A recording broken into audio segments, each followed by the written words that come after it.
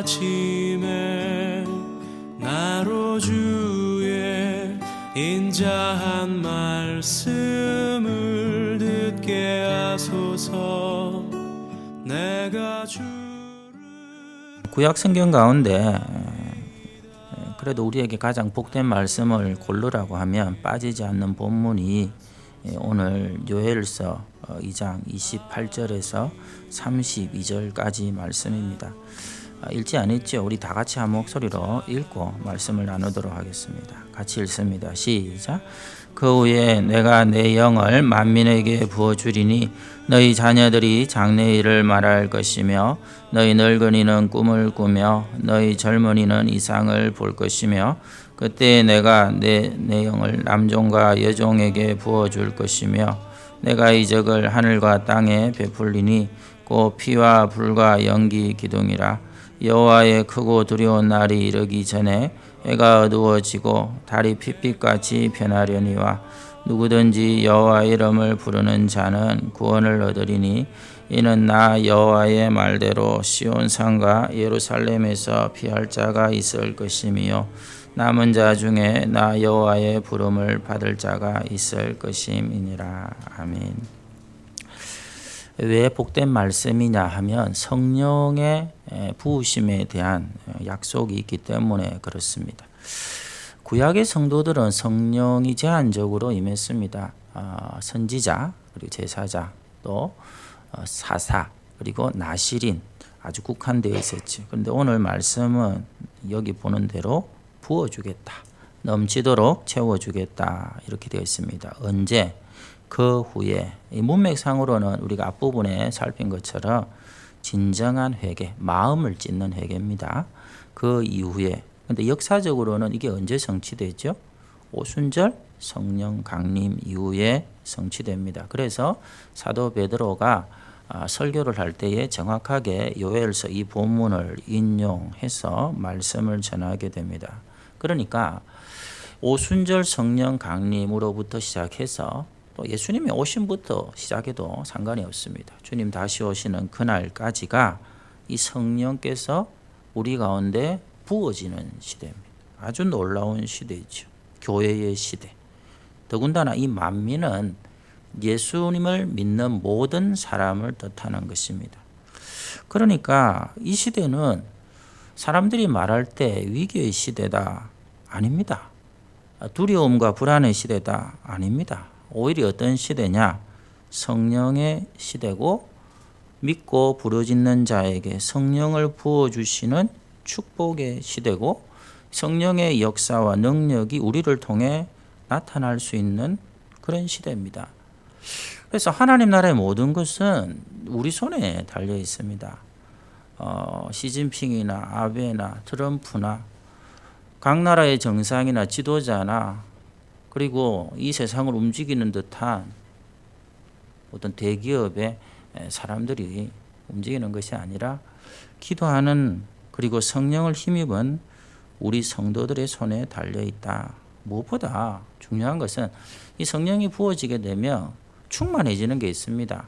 대표적인 게 세 가지인 것 같아요. 여러분 성령 충만할 때 어떻습니까? 우리 마음에는 기쁨 충만입니다. 우리 삶에는 형통 충만입니다. 우리 입술에는 감사 충만입니다. 기쁨 충만하고 마음에, 삶에는 형통 충만하고 우리 입술에는 감사 충만하고 이게 성령이 부어진 성도들의 세 가지 충만. 이런 삶, 이런 신앙생활 하다가 우리 천국 가야 될 거 아닙니까? 근데 이게 언제 일어나느냐 하는 것인데요. 예배 때마다 일어납니다. 장마철에 비가 오는 게 정상입니까? 비정상입니까? 지극히 정상이죠. 예배 때마다 성령이 비같이 부어지는 것은 지극히 정상인 것입니다. 어느 정도로? 오늘 말씀 그대로 자녀들도, 심지어 어린아이들도, 젊은이도, 중년도, 장년도, 노년도 모두가 은혜 받고 때로는 마음의 엉어리도 풀려버리고 예배 가운데 임하는 하나님의 임재 속에 앓던 병도 나아버리고 우리 속에 막혀있고 답답한 것은 다 뚫려버리고 눈물로 다 씻어버리고 내가 사랑받는 사람이었음을 깨닫고 자존감을 회복하는 그게 예배 때 일어나는 아주 정상적인 은혜의 현상이죠. 그래서 우리 안에 딴 거 없이 사모한다라고 얘기할 때 예배에 대한 사모, 말씀에 대한 기대, 이게 좀 필요합니다. 예전에 그 서울 여대 교수님이 그런 조사를 한번 했습니다. 학생들한테 언제 기쁘냐, 너희들 학교 생활하다.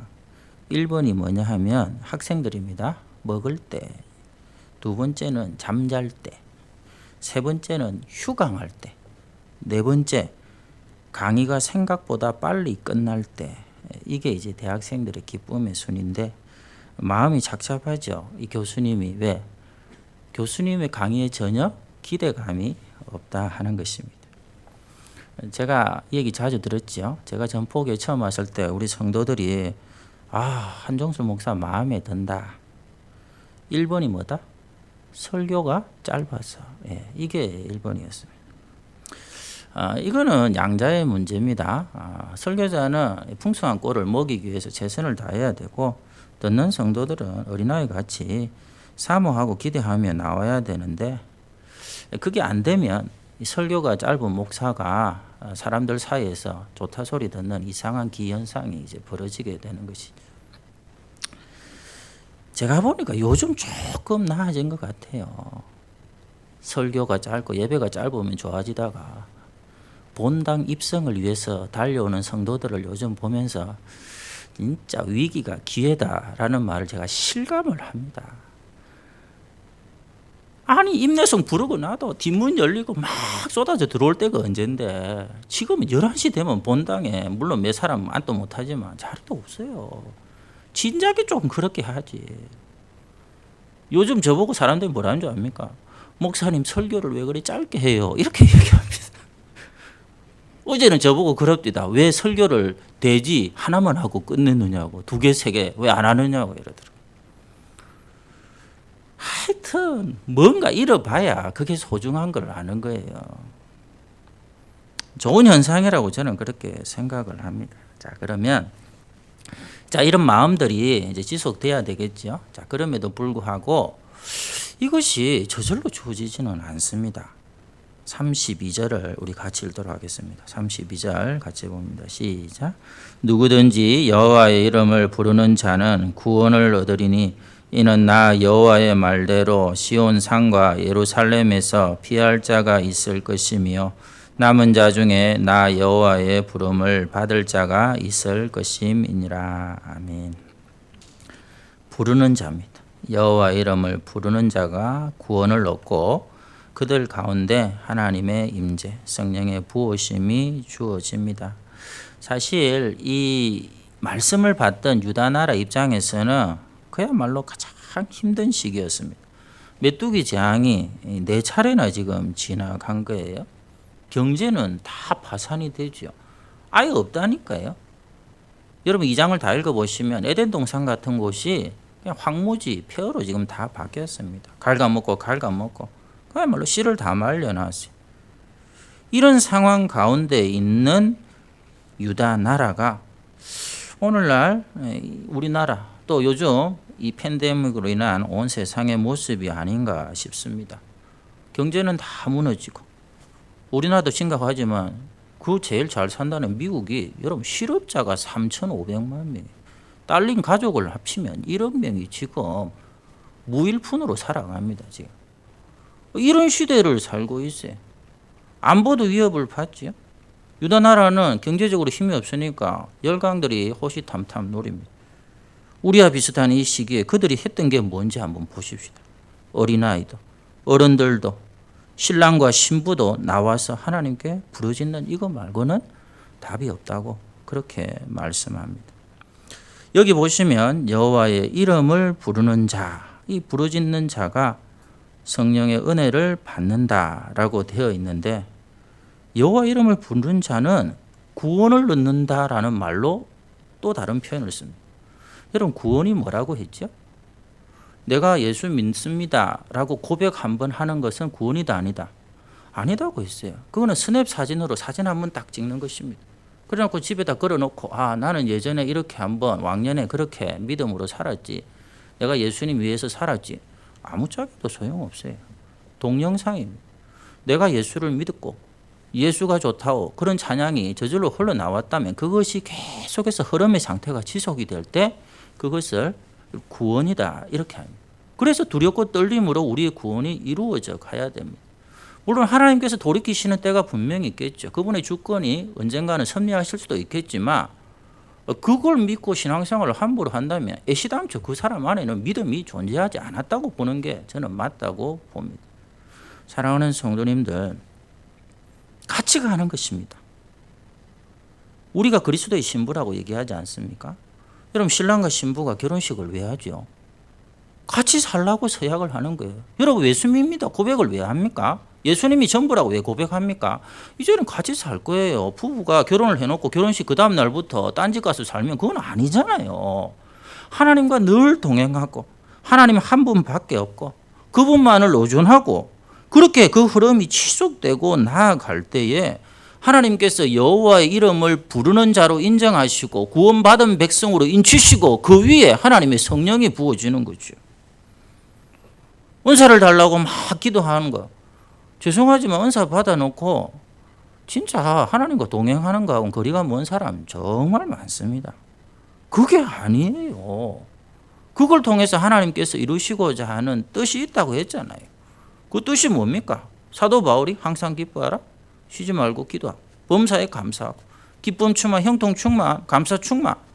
이걸로 살아가는 그 모습이 너희를 향하신 하나님의 뜻, 이것이 이루어지려면 성령이 임해야 됩니다. 주여 주여 하는 자가 천국에 가는 거 아니라 했잖아요. 그런데 여러분들이 생각하기에 어떻게 늘 하나님 이래. 절대 어렵지 않다니까요. 솔직히 여러분 자나깨나 뭐 생각합니까? 돈 하고 살아가잖아요. TV 틀면 누가 이래서 떴다 대박 맞았다 이러면 그게 혹 하지 않습니까? 그 얘기 안 하기는 말로는 안 하지만 속으로는 다 돈 하잖아요. 그렇게 하는 것처럼 하나님 하면서 살 수 있다니까요. 실제로 성령이 부어지면. 그러니까 우리의 삶 가운데 하나님께서 그런 마음을 가지고 하나님을 찾고 구하고 나아가면 이 시대가 성령의 시대일 뿐만 아니라 여기 말씀을 보시면 메뚜기가 4번 지나가서 잃어버린 모든 것을 다 갚았어. 다 갚았어. 차고 넘치도록 회복시켜 주신다는 약속도 있고 또 그것을 통해서 우리가 하나님의 백성임을 많은 사람들에게 보여주는 은총도 임하게 되는 것이죠. 사랑하는 성도님들, 기름 붓는 이 대표적 사건을 보면 구약시대에 엘리사를 찾아온 선지생도의 아내가 있습니다. 남편이 빚을 지고 죽었습니다. 남편이 없으면 당시에 과부와 고아들은 최악의 상태로 떨어집니다. 종으로 팔려간 종, 노예가 되는 게 바로 그 순간. 그때 엘리사가 뭐라고 얘기하느냐 하면 내가 어떻게 해주기를 원하느냐. 지금 몰라서 물어보는 게 아니죠. 필요한 게 뭔지는 압니다. 그럼에도 불구하고 네 입으로 직접 말해봐라 하는 것이죠. 예수님을 찾아온 소경 바디메오가 있습니다. 예수님이 뭐라고 하느냐. 내가 뭘 해주기를 원하느냐. 예수님이 그걸 모르겠어요. 근데 그것을 네 입으로 직접 말해라 하는 것입니다. 여러분, 우리가 만약에 누군가 이제 막 허물고 철거된 집을 내가 거기에다가 투자하겠습니다라고 나타나면 그거 어리석다고 하지 않겠습니까? 저 사람 바보 아니야? 이런 생각 안 하겠습니까? 여러분, 어리석고 바보 같은 짓을 정말 실제로 많은 사람들이 하고 살아갑니다. 여러분, 이 땅의 삶은 잠깐입니다. 좀 죄송하지만 서울은 웬만한 아파트는 다 10억, 20억이더라고요. 하나님 관점에서는 철거 직전에 아파트에 불과한 것입니다. 거기다 목을 메고 거기 사는 것을 기쁨과 영광과 생애 최고의 성공으로 알고 철거할 집에 투자하는 것이라니까요. 진짜 믿으면 우리가 영원한 집에 여러분이 부활하여 신령한 몸으로 주와 함께 왕노릇할 거기에다 투자하세요. 우리 교회는 덜하다. 하여튼 다른 교회 얘기하면 안 되겠지. 이 설교가 자꾸 딴 데 나가가지고. 교인들도 성형수술 너무 많이 해요. 성형수술. 그런 데다 투자하지 마세요. 좀. 그 성형수술 비싸답니다. 우리는 이리 나와도 새벽에 지금 옆에 누가 앉았는지 알잖아요. 거기는 새벽에 생얼로 나오면 옆에 몰라요. 그 집사님 권사님은 우리 청년들 못 알아봐요. 뭐 하는 겁니까? 몸짱 만든다고. 하여튼 100세까지 살겠다고 막 건강식품 모조리 있는 대로 모아서 먹고 명품 옷 돈 쓰지 마세요. 최고의 명품 옷이 뭡니까? 예수 그리스도로 옷 입고. 최고의 화장품 뭐지요? 말씀과 기도로 단장하고.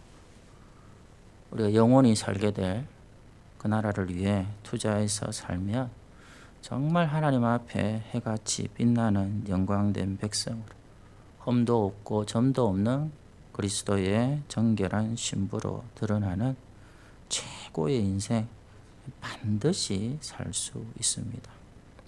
사랑하는 성도님들, 이 시간 구하시면 됩니다. 하나님께 달라고 구하십시오. 기쁨 충만, 형통 충만, 감사 충만, 이 멋진 신앙생활 우리 남은 평생 가운데 하게 해달라고 구할 때에 하나님께서 한결같은 약속으로 역사하셔서 임하시고, 모두가 힘들고 어렵고 절망적이라고 얘기하는 2020년 한 해를 가장 멋지고 아름답고 풍성하게 장식하는 귀한 성도들 되실 줄 믿습니다. 기도하도록 하겠습니다. 하나님께서 이 땅의 여러 가지 상황들, 또 우리 가정에, 또 우리 자녀들의 형편과 생업들, 그리고 현장들을 눈동자와 같이 지켜주시고, 성령께서 직접 가셔서 역사하시고 임재해달라고 구하십시오. 여러분의 믿음으로 하나님이 전부다 하는 것이 우리의 평생의 지속적인 흐름으로 좋은 관계로 하나님과 함께 할 수 있도록 도와달라고. 그래서 2020년 한 해가 가장 아름답고 풍성한 삶으로 영광 돌릴 수 있도록 우리 연약한 자들을 위해서도 기도해 주시고, 또 해외 공문에 타지에 나가 있는 우리 지체들을 위해서도 함께 기도하도록 하겠습니다. 기도하겠습니다. 하나님 아버지, 내가 주를